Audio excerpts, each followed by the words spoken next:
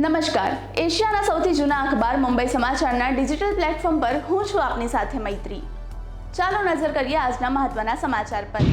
કેન્દ્રીય ગૃહપ્રધાન અમિત શાહ તમિલનાડુની મુલાકાતે આજે ઈશા યોગ કેન્દ્રમાં મહાશિવરાત્રિની ઉજવણીમાં હાજરી આપશે।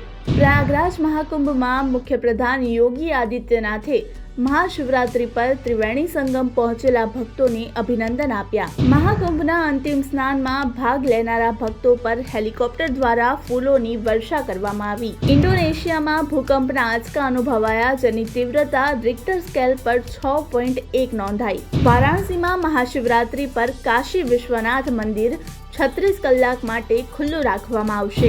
મહાશિવરાત્રિના શુભ અવસર પર નાસિકમાં ભક્તોએ ગોદાવરી નદીમાં પવિત્ર ડૂબકી લગાવી।